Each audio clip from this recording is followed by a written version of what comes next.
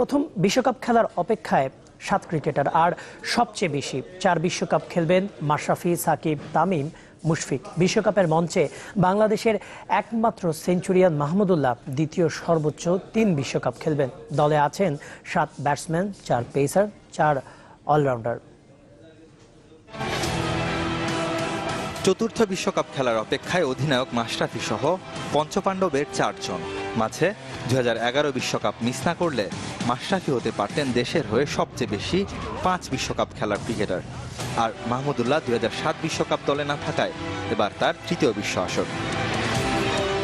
7 জন cricketer প্রথমবার খেলবেন বিশ্বকাপে। সে তালিকায় আছেন লিটন দাস, মোহাম্মদ মিঠুন, মেহেদী হাসান মিরাজ, মোসাদ্দেক হোসেন, মোহাম্মদ সাইফুদ্দিন, মোস্তাফিজুর রহমান ও আবু জায়েদ রাহি। 15 সদস্যের দলে 7 স্পেশালিস্ট ব্যাটসম্যান রেখেছেন নির্বাচকরা।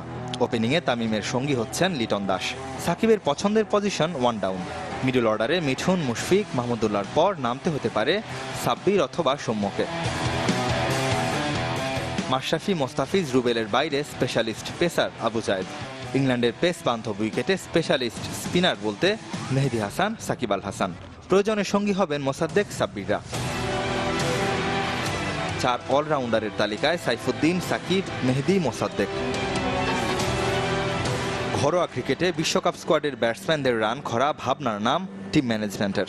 প্রমাণের শেষ সুযোগ হয়ে অপেক্ষায় আয়ারল্যান্ডে ত্রিদেশীয় সিরিজ।